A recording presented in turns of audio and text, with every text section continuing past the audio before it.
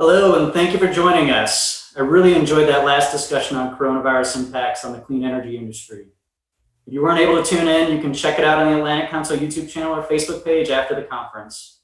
My name is Ryan Edwards, an Atlantic Council Veterans Advanced Energy Fellow, Project Finance Manager at Silicon Ranch Corporation, and U.S. Navy veteran.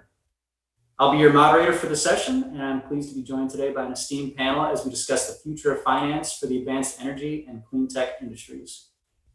Before we get started, I have a few admin notes. This event is on the record, and we are currently live streaming on Twitter, Facebook, and YouTube. We encourage you to post about what you hear today and share on social media using the hashtag VetsInEnergy and by tagging us as AC Global Energy and Vets_Energy. If you would like to participate in our conversation, we encourage you to submit your questions in the Q&A portal located at the bottom of your screen at any time during the event, and we will incorporate them as appropriate. Please note, however, only those directly engaging via the Veterans Advanced Energy app or browser will be able to submit questions.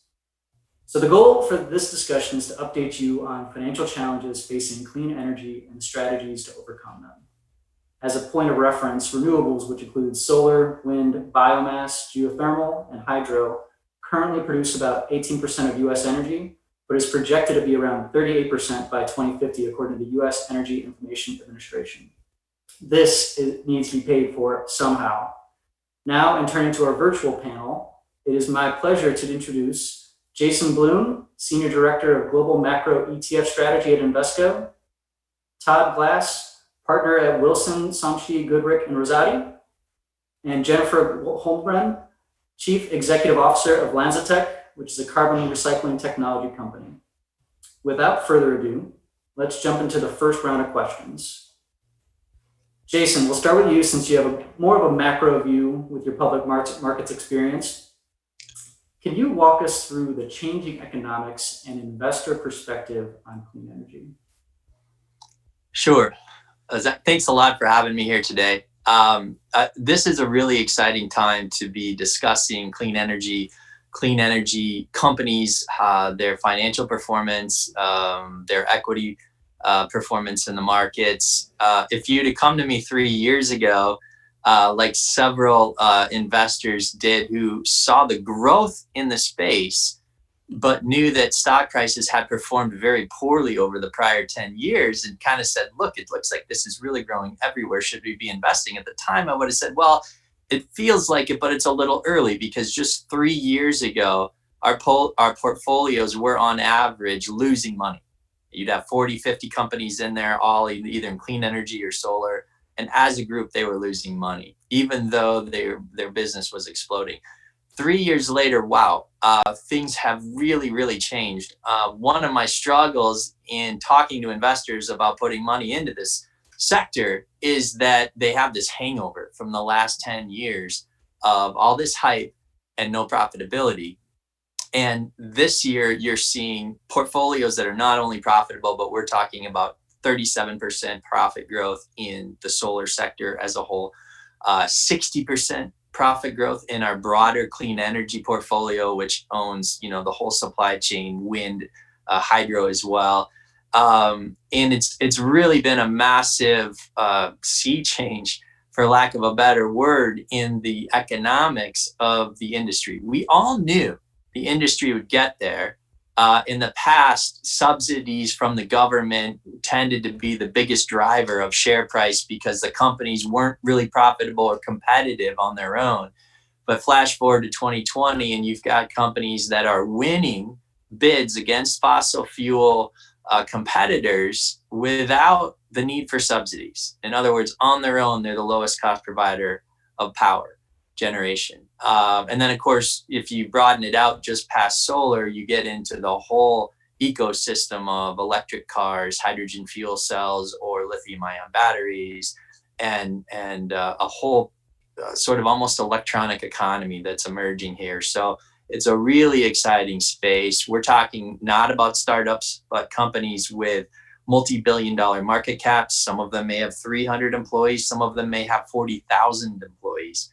And I think it's probably worth noting too, if you're looking for a job, it's not just the clean energy companies that are solely devoted to their businesses that are growing in this area. Other diversified companies that used to be making diesel engines are now pivoting towards producing hydrogen fuel cell powered trucks, for example.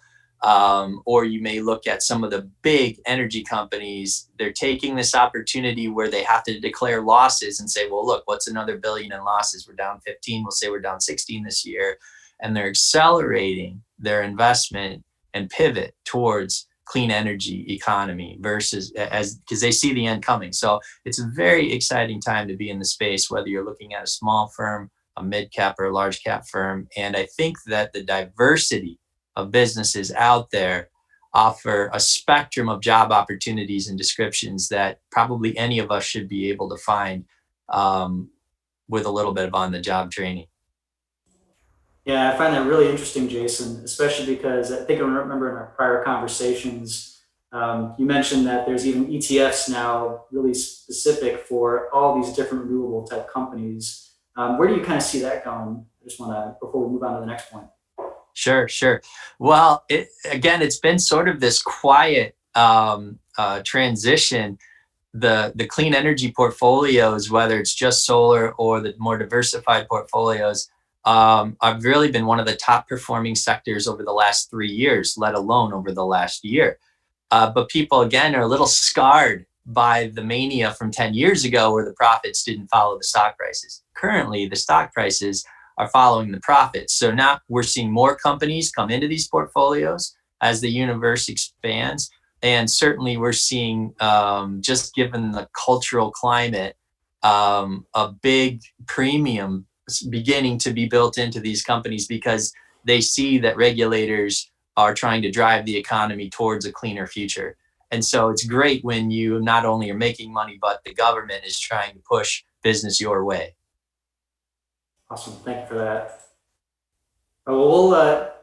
We'll transition over to Jennifer real quick for some company perspective. There have been a lot of companies committing to carbon neutral or carbon negative. I know I see a lot of commercials on these. Can you explain how that is impacting clean energy? Absolutely. There's two things that are happening. One is increased emphasis on companies achieving net zero and increased emphasis on specific countries achieving net zero. So let's start with the company side. You see the Microsoft, the Apples, etc. What's starting to happen because of those commitments is they also realize not to get to net zero, you can't just have power be green and carbon free. You have to have more than power. You have to have fuels and chemicals in your entire supply chain. And so because of that, as they continue to invest in commercial solar, wind, etc., they're also realizing they need to invest in early stage. And so what you're starting to see is more investment in technology development and scaling that technology development. So that means that the jobs won't just be about installing solar or installing wind, but also lab work and pilot work and demo work. So there's an increased focus on clean, green, and so lots and lots of opportunities. You also see governments emphasizing this. You see the United Kingdom, you see in the UK say they're going to go to net zero. Okay, so the target of net zero with a lot of power behind the government investments to achieve that. I'm actually a member of the Net Zero Council in the UK, and they're putting together a plan to achieve this. So now all of a sudden, whereas before everybody was tossing out notions, now people are starting to put clear roadmaps. And I think that will help us achieve short, medium, and long-term goals. So I'm seeing a big difference, a lot more emphasis, not just talk and greenwashing. Yeah, I guess on that point, Jennifer, I'm reminded of some of the promises of airline companies talking about carbon offset and such. So I wonder if you can kind of give us your impression of when they're saying we're going to offset and Delta's going to be net zero in that respect. Yeah, no, that's a brilliant question. And what I'm seeing is that people accept that offsets can be a really, really short-term solution, but that offsets are not a solution. longer term. That isn't going to be good enough to really achieve net zero. And so you're starting to see people say, and I think that's why you see the investment in technology, because people are starting to say offsets are not good enough. Offsets can become maybe a conscience cleaning rather than an actual, what are we going to get done? How are we going to get it done? And so is another thing that has come through lately.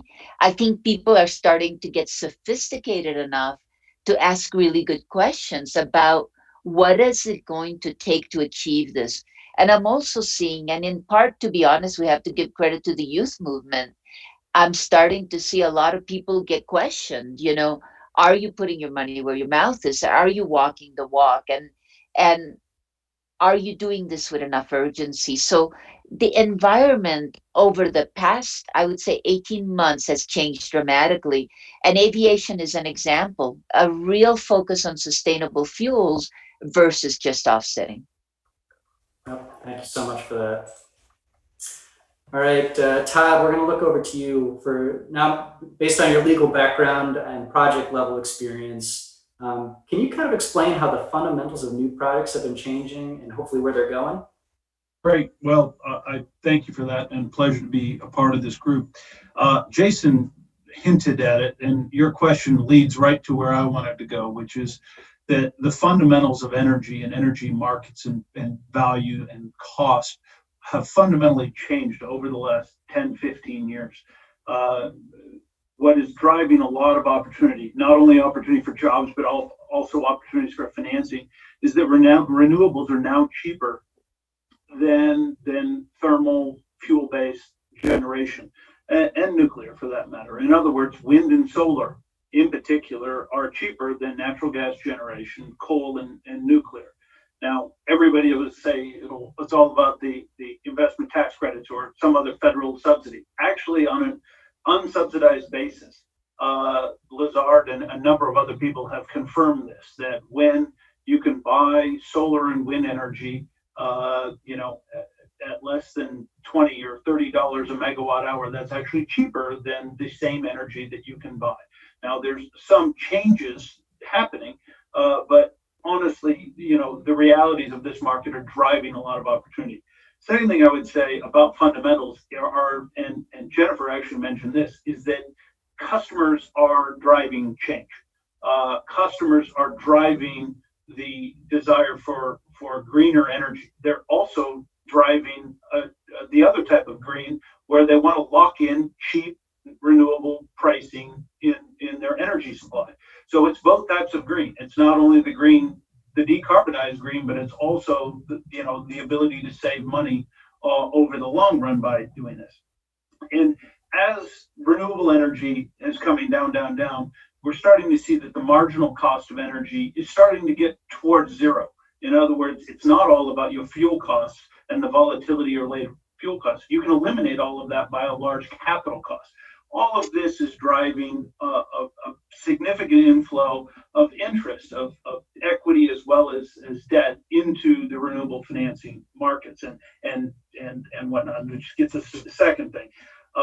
This marginal cost, approaching zero, is also driving energy storage and distributed energy and EVs that Jason was talking about, and a variety of other things that all of a sudden, just because wind and solar is cheap and you can put it on a rooftop or you can do whatever you're going to do, it's driving a lot of other technological. So to the extent that we're talking about jobs and opportunities, the money is flowing in all of these different areas that are creating startups, all the way up to very significant billion-dollar valuation, renewable energy companies. Now, say all of this, and I'm happy to talk about tax equity and debt, and Ryan, you and I could talk about this all afternoon, but we won't. The one thing I would say is there are some storm clouds on the near term and medium term due to COVID in particular. There have been layoffs in the solar industry. There have been layoffs in a number of companies due to the uncertainty associated. On the other hand, I would say one, we're hopeful that Congress, and it's on both sides of the aisle, people are supportive of the types of jobs in the clean energy, economy. But the second thing is that there might be some solutions, some direct pay, some extensions of the tax credits, those types of things. But fundamentally, I go back to the pardon saying it so many times, the fundamentals of the energy is that wind and solar and these newer clean energy, modes of generation and everything around them are really driving change, which creates a lot of opportunities for the veterans that are looking at the space and looking to get in. Because these are great sectors of the economy to sign on with. Totally agree. And as a veteran that hopped into solar, I speak from experience, and it's been a good leap of faith. I'm going to have a quick follow-up question, but just a reminder to our audience, please do ask us questions. We want to make sure we're helping you understand the markets a little better, especially if this is your first time, considering a pivot into renewables or clean energy in general. So Todd, continuing, I've been really curious how, based on the deals that you've been running and kind of, where the demand is from both the investor side and developers out there. Has the residential space, just like distributed generation DG, has that just been, pretty much the same kind of volume as the commercial utility scale? Well, the numbers with utility scale are easier to come by. In a way, when you build a 100 megawatt or 200 megawatt project, that's a lot more in the sort of customer acquisition, you might call it, than just filling up the same amount of megawatts with solar rooftop. So the customer acquisition and whatnot for the distributed is a little slower. On the other hand, I would, ask Jason following up here, is that the Sunrun Vivint Solar merger that's ongoing right now is showing that very large companies with large capitalizations can be quite successful in taking down this space over time. But I would step sort of, rather than just talking about just that transaction or even residential solar, I think you hit upon something that's really important to understand, that the technology and the financing and the regulation are all changing because the grid is moving towards a less centralized hub and spoke type of a thing to a more distributed grid. And this represents opportunities for utilities to run distribution systems and become the distribution service operator to integrate all of these distributed energy and other resources out there, but to also respond to the customers, because part of this, as I mentioned before, is being driven by the desire for greater control and greater visibility at the customer, just like we all do with our phones and things of that nature. That, there's a lot happening at the grid edge, and it's a huge opportunity for all manner of sectors, and the technology and the money are all following that. And that kind of also makes me think of all the different states that have voluntary net metering or mandatory net metering, and how that will impact the markets as those governments change their attitudes. We'll see. Great. Jennifer, a question back over to you, just because I love getting this company perspective. So can you give us a little bit more background on your company and kind of what you guys have been doing over the past few years? Absolutely. So what we do is gas fermentation.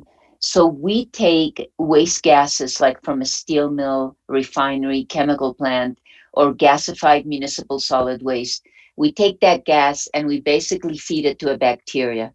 And the bacteria makes ethanol. It's exactly like making beer, except without the sugar. And so basically you're using things that you cannot use in any other ways, and that would end up as pollution, as CO2 in the atmosphere, and converting them into useful products. We have a commercial plant running at a steel mill in China. And the reason that's important is because we have crossed the valley of death. We have built a commercial plant and it works. And so we are now building other plants. And that's a very exciting place to be.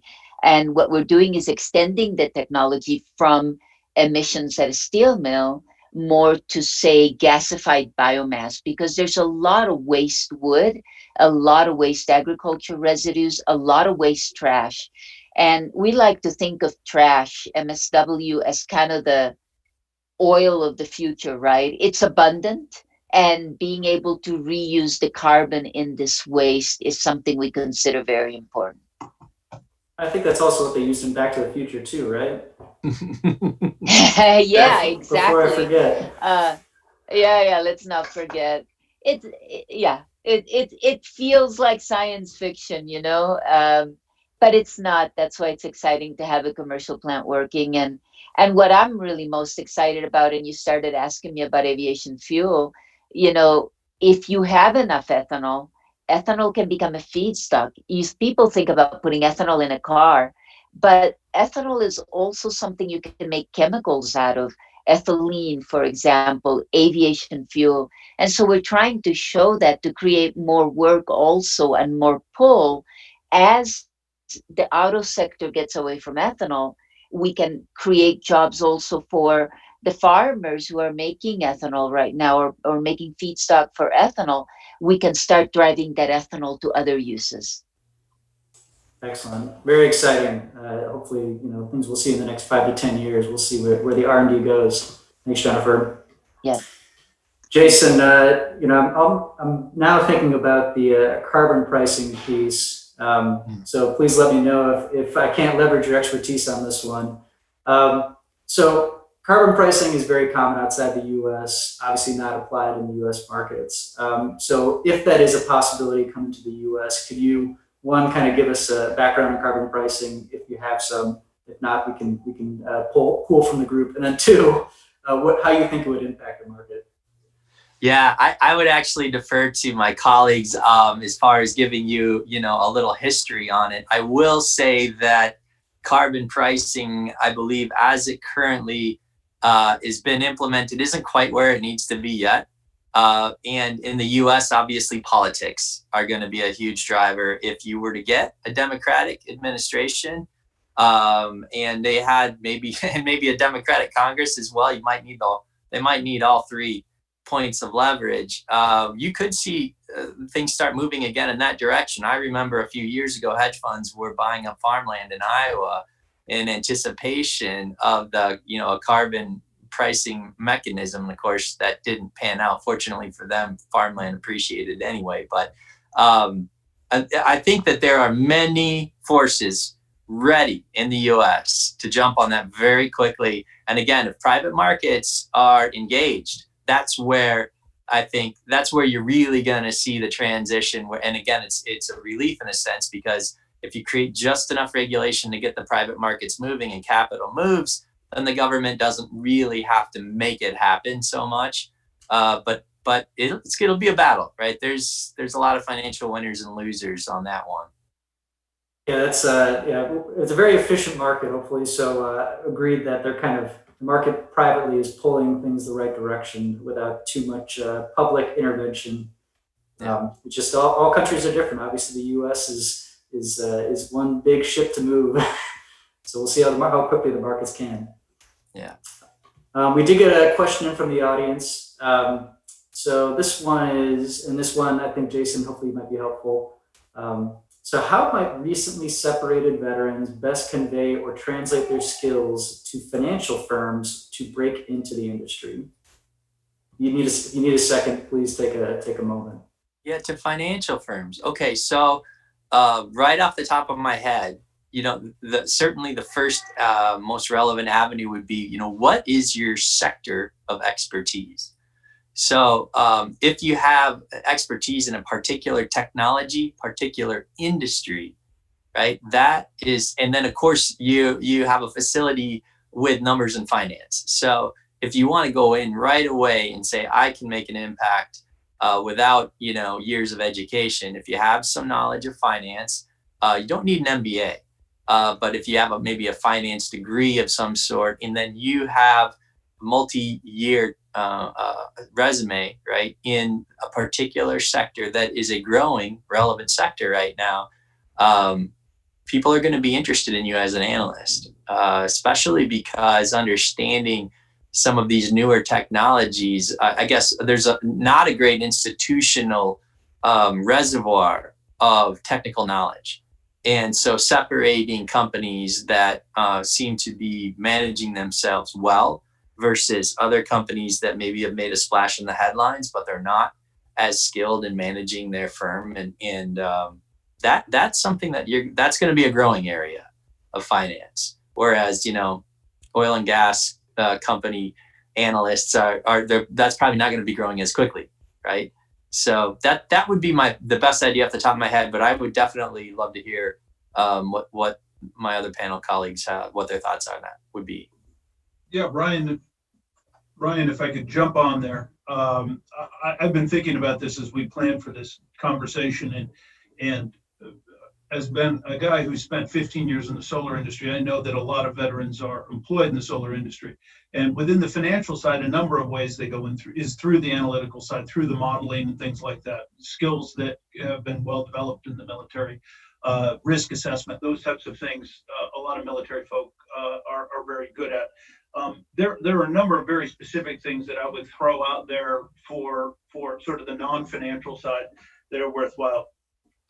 We've seen the great thing about solar projects is they need a lot of electricians. They need a lot of people wiring a whole lot of things, and it's outside, whether it be rooftop, whether it be out the utility scale. There's a lot of jobs in that, and those are very often not located in cities necessarily. They're across the United States. So there's a real opportunity, and we've seen a lot of good jobs created in that sector. A lot of veterans, like to be outside, and most of the jobs building solar, for instance, and wind for that matter, are outside. Another near-term opportunity or medium-term opportunity is that as the offshore wind industries are growing in the United States, you're going to see a whole lot of a maritime industry. And from Maine all the way down through the mid-Atlantic region, you're seeing states looking at developing ports to support the development of offshore wind in a way that I think veterans with that expertise would be great. And the last sort of category that I was thinking of is logistics and things around engineering, procurement, construction, logistics, that whole area. This is the new energy economy is rich with that because we're building stuff all over the place, and whether it be civil or electrical or you name it, there's a lot of great jobs that have been built, hundreds of thousands of jobs in the wind and solar industry already, and there are only going to be more of them. So, I would not limit it just to financial or anything else. I think that it's across the United States, it's across the sectors that there's a lot of job opportunities out there. May I jump in, Ryan, as well? Please. Yeah, so I just want to add to what Todd and Jason both said, that the real key is that there's a lot of money going to be flowing into these sectors, which means a lot of job opportunities. And I wouldn't just focus it on established solar wind technologies. There's also a lot of startups, and the level of experience that veterans bring is really going to be a huge asset for a smaller company. You talk about supply chain, Todd just did that. And I think in places like that, attention to detail and experience really, really matter. And startup companies desperately need people that can think very clearly and methodically about what to get done. Definitely. And the cross training is also very helpful. Sorry to jump on, but Jennifer, you hit on a great point. A lot of military folks have a whole bunch of experience, and in smaller companies, you need jacks of all trades. Yeah. Great. And I would be remiss if I didn't mention, so obviously as a Navy veteran, I made the transition into solar, into a finance role, not necessarily, a financial institution. I first worked at SunPower for a couple years in asset management, and then moved over to Silicon Ranch in project finance. And so I was lucky enough where I could work an MBA into my transition. Definitely not a necessary step. It's just a helpful pivot point because it forces you to network in person. So that is helpful, but any veteran that's getting out of the military, they know people that already transitioned, whether or not they've done it, and do that certain sector that you're aiming for or not. You need to be leveraging those folks to network and kind of build that circle of friends that's going to help you meet the right person. You're probably going to meet them after the fifth introduction or something like that, at least. I mean, introduction to introduction to introduction. It's going to take a while. You got to put a lot of time and effort into it. All right, we have one more question from the audience. And so this one I'll put out to all three panelists, and please jump on it if you feel enthusiastic about it. So what mechanisms are needed to incentivize investment in early stage technologies in hard to decarbonize sectors like heavy industry and aviation, where renewables are not effective?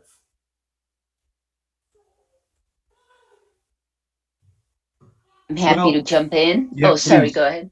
No, Well, Jennifer, you're first. Okay, I just wanted to comment on aviation in particular, right? There's a couple of things that can be done to help get aviation better supported. One, for example, is a lot of these sustainable aviation fuels also do very well as diesel substitutes for ground transport. And in general, a lot of the incentives are actually written for ground transport. And so there's just a big difference in price and what you get in terms of value if you put it in the ground versus aviation fuel. So the first thing we got to do is equalize or increase the incentive to drive from transportation, ground transport to aviation fuel. I would think that's one of the most important things. I also think that we need to accelerate and come up with a mechanism by which to pay for some of the delta in price initially. And the reason I say that, Ryan, you asked me about offsets to begin with, right? There is an incremental cost to putting a sustainable aviation fuel on an airplane. And right now, it's actually being implemented on the backs of brands who are willing to pay a little bit more so that their people can fly on a sustainable fuel. But you need more than that. You need greater demand than just some big corporates agreeing to offset their scope 3 emissions by helping fund aviation fuel. And so either airports or others need to create the pull, the additional pool. And I know that scares everybody because it sounds like additional taxes at the airports. And that isn't what I'm trying to say. There are clever ways of creating incentives that help drive fuel into airplanes. So those are the two things I think are most important on aviation fuel. Ryan, I would add to Jennifer's good list. One is that I think that Congress as well as the administration are making good strides towards the carbon capture and sequestration, taking that tax credit, which is under 45Q, and extending it also to utilization. And that will incentivize some of these things that give rise to cleaner fuels along the line of what Jennifer was talking about. The second thing that I would say, and I think the Atlantic Council has been shining a worthy light on it, is that hydrogen is likely to be one of those technologies that's going to work for fleet vehicles and a number of other things that are not necessarily, that need far greater energy density and the usage of it far greater than sort of what solar and wind can do. So I think that but once again, as we were talking about, this is driven by this lower and lower cost energy and making all sorts of things possible.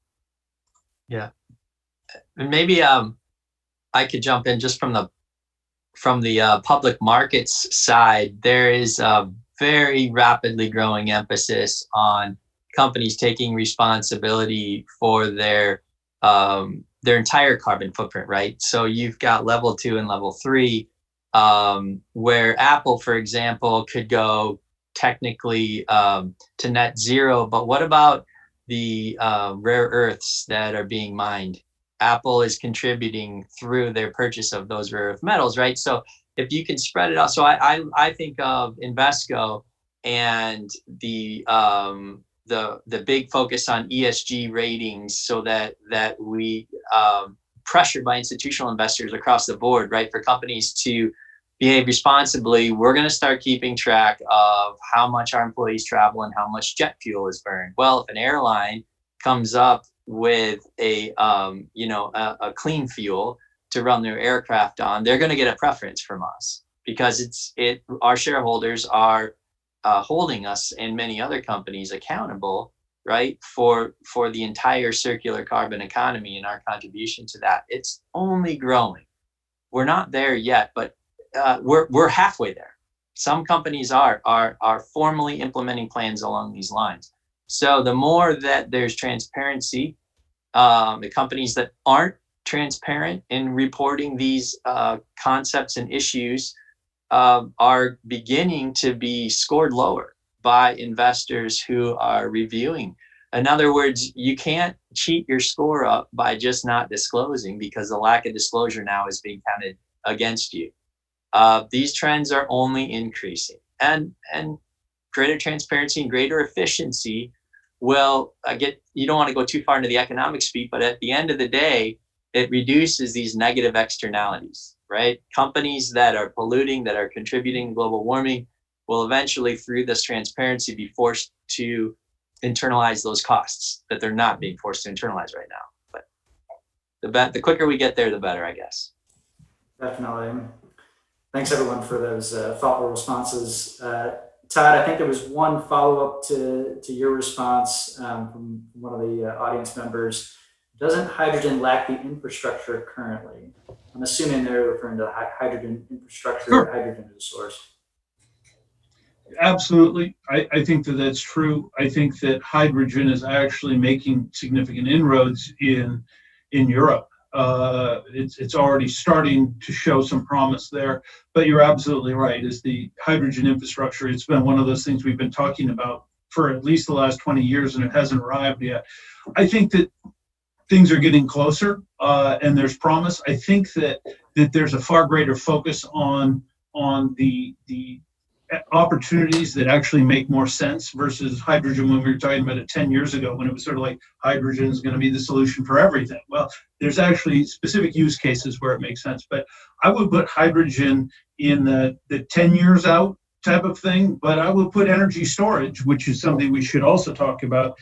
Energy storage is, I would say, 8 to 10 years behind where solar is. So, and solar was a bit behind wind. And so all of the subsectors we're talking about, the clean energy economy, you don't want to necessarily wait until they're mature and they're like utilities and there's not a lot of innovation happening and there's not a lot of cost change happening. You rather get in when it's coming down the curve and be part of it, I would think. Though I would agree that the hydrogen infrastructure in the United States is nascent at best. Can I add? Please. Oh, sorry.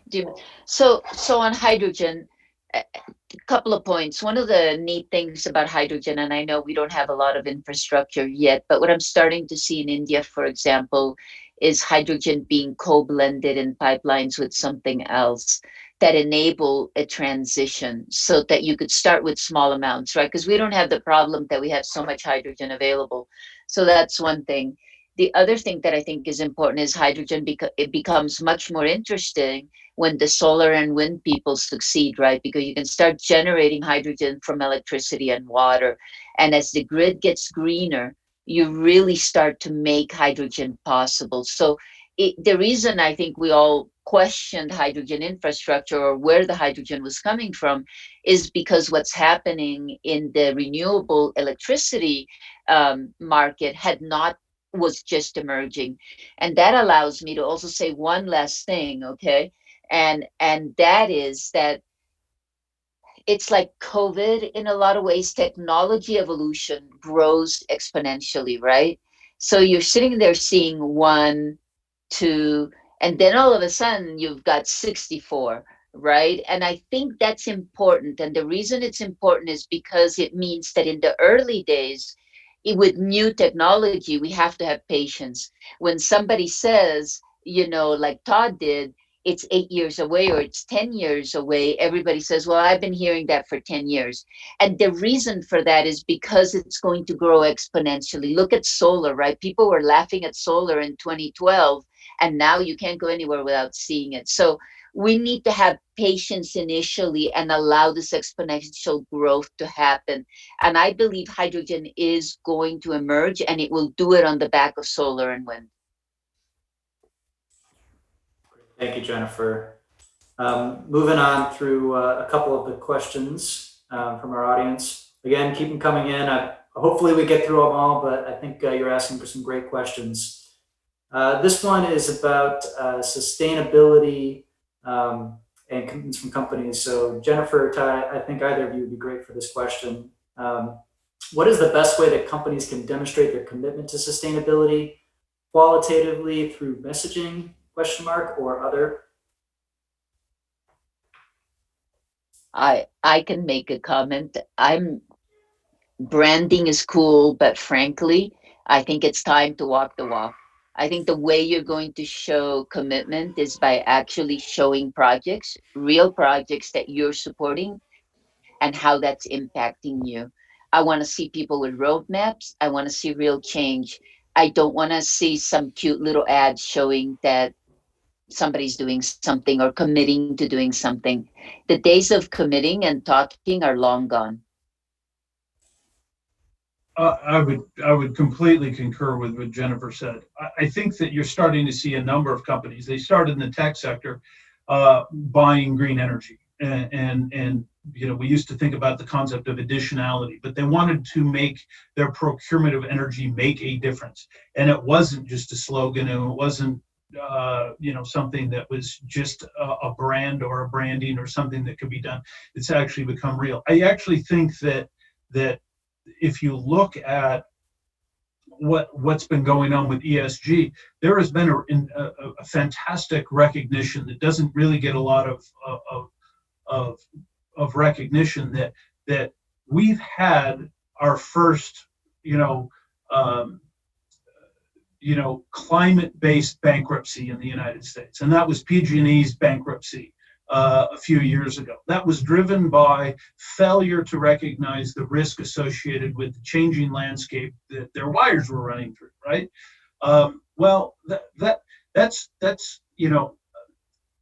There's a reality that I think, and Jason should speak to this on the ESG investment side, is that ESG is not just greenwashing, and ESG it's a fundamental recognition of the risks that are being presented to a business, and it's necessarily going to be bespoke to every single business, whether you're a utility or whether you're an airline or what have you. You need to look at where your carbon footprint is. You need to look at the risks that are facing your business and to find out how is climate change going to change that, and then address it and take affirmative steps to address it.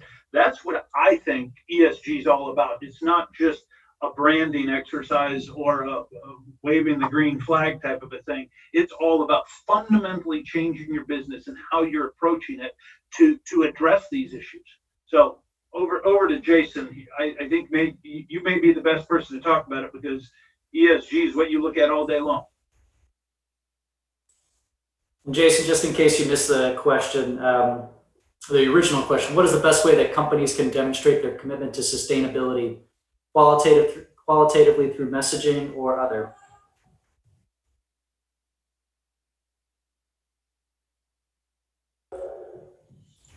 We may have lost him temporarily. His connectivity isn't coming in and out, so we'll bookmark that one for him to come back to. He's running away, obviously. So let's see. We have a few more questions. Todd, I think this one's still. Oh, there you are, Jason. You're good to answer. Yeah. So I would agree completely. So sorry, folks. There's a massive thunderstorm knocked out power, so I'm back up on battery for now. We'll see how long it lasts.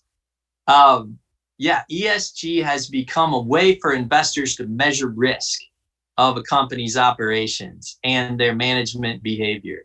And so it is absolutely not greenwashing. In fact, that it's a very deep look into all aspects of the companies. Do they govern well? Is diversity, right? For example, companies that score well in diversity perform better. Like the research is out there. Again, obviously your carbon footprint and pollution.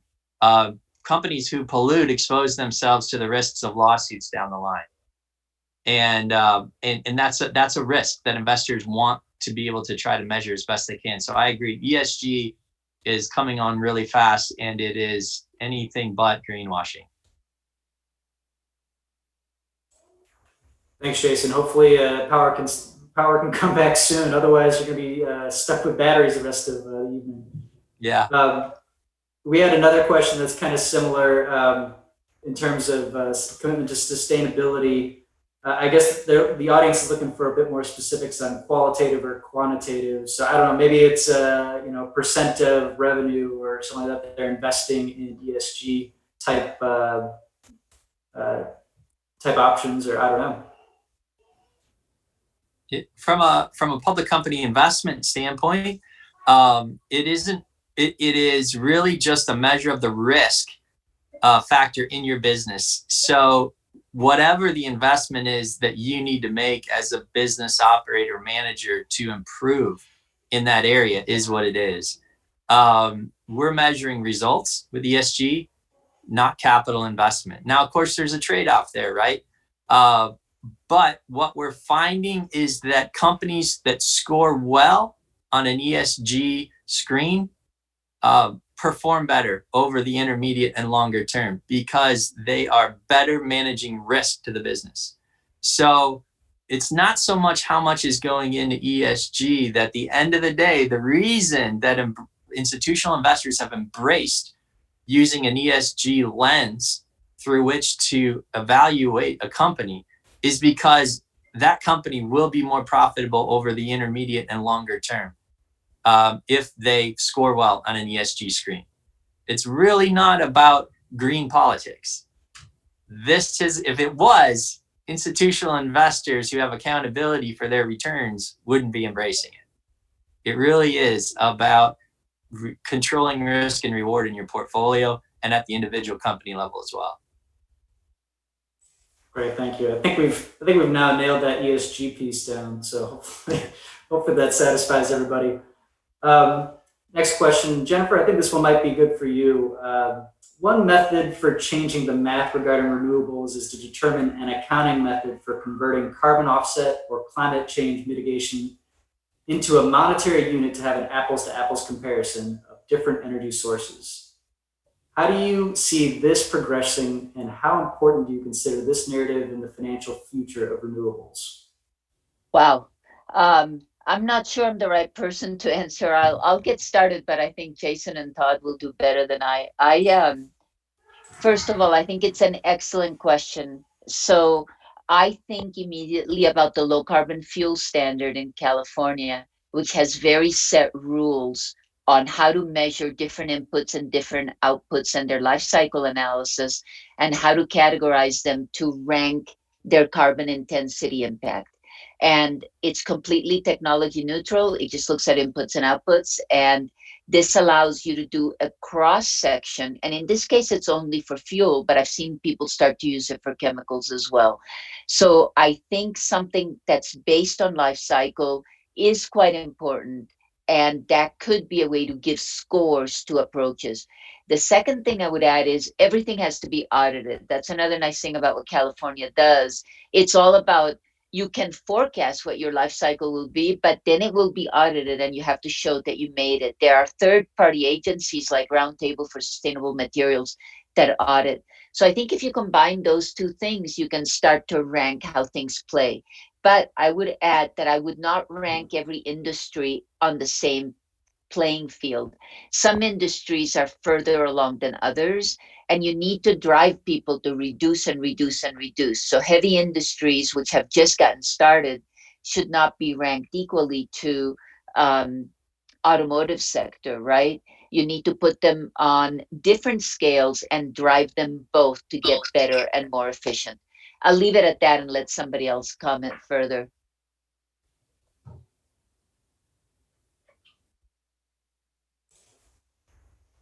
Todd or Jason, any comments? Well, I would say this. I was waiting for Jason to swoop in, but I would say this from a lawyer's perspective. There is, and I've done plenty internationally, and I've known that the carbon pricing is good, but not perfect. In the United States, RECs, renewable, whether they be compliance or voluntary renewable energy credits, good, but not perfect. there's so many different varieties of ways to try to price these things in and to have them be done but I can say, I don't think that there is a consensus that we've arrived at the best way to do it. I think it's something that we strive for. And if we can combine that with where the questioner was going, which is combining that with an auditable a financial metric that is something that people can look at and verify.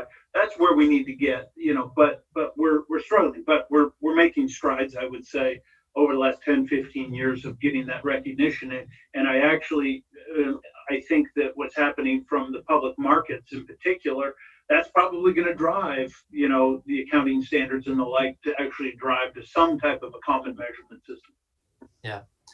This really isn't a direct answer to the question, but I think it's an issue worth noting. And actually, for, again, those looking for a future career, something that doesn't get talked about enough is the need for building far more efficient homes and commercial buildings. So the whole idea here is on the conservation side. So we're all talking about producing energy and burning it in a clean way, but just using less energy none of this will work without that. So at the Atlantic Council in Abu Dhabi last year, I think someone, an expert from Europe, said that within the next 50 years, the global building stock of structures, houses, and businesses will double.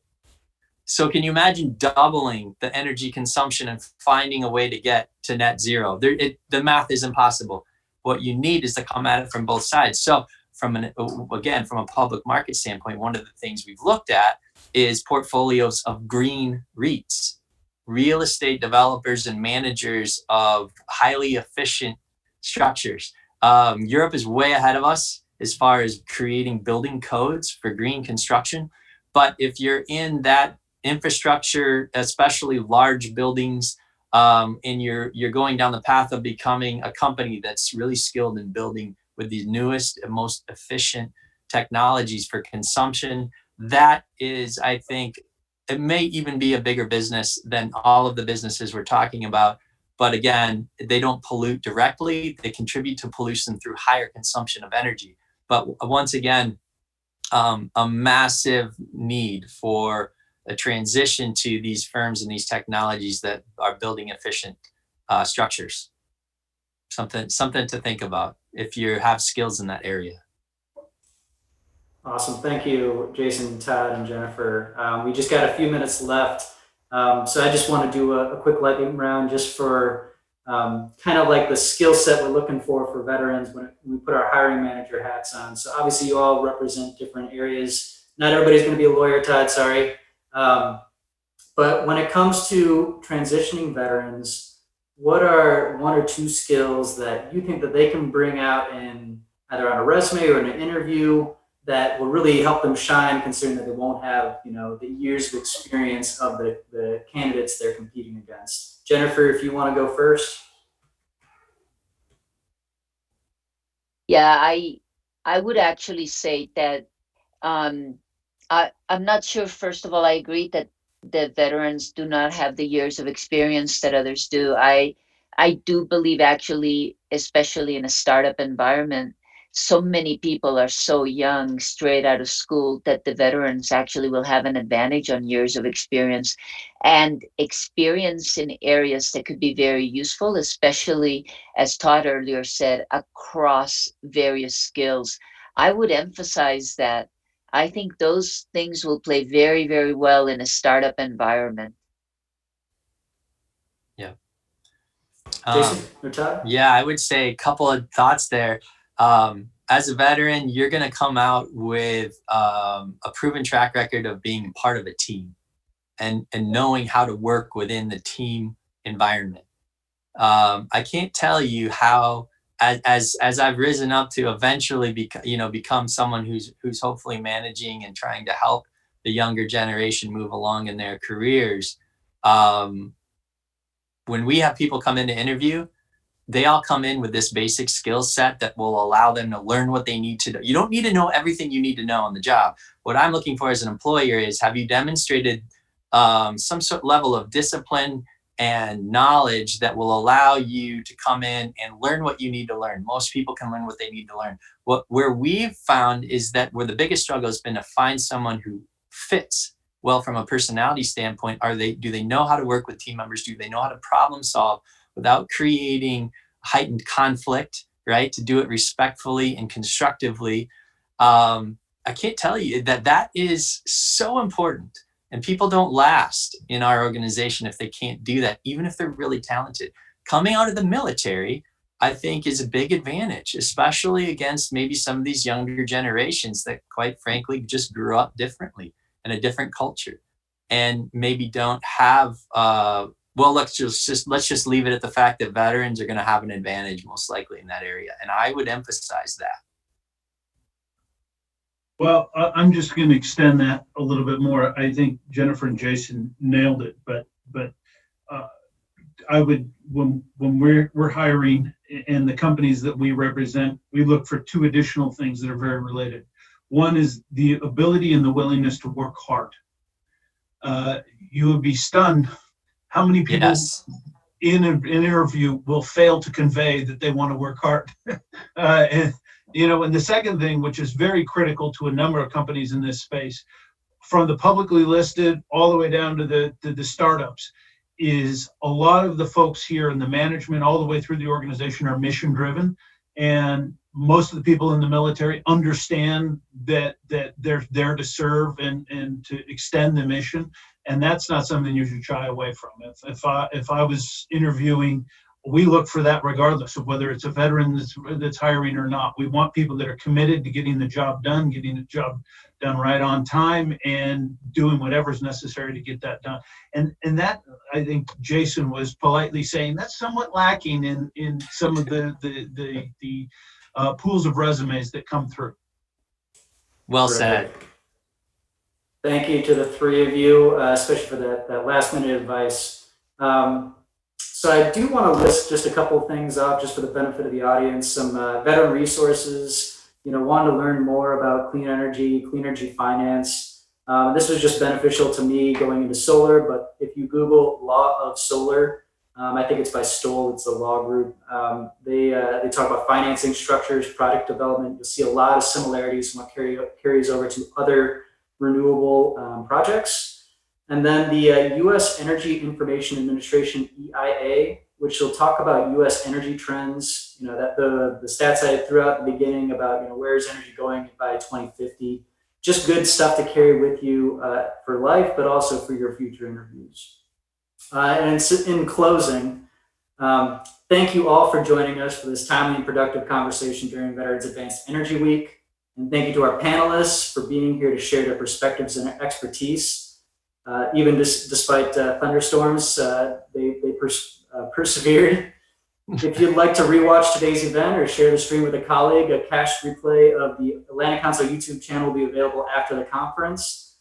Coming up next in our conference program, make sure to tune in right after this at 5 p.m. Eastern for an interactive networking session hosted by the Clean Energy and Leadership Institute. And don't miss out later tonight at 8 p.m. Eastern on a screening of the film The Burden, hosted by the American Resilience Project.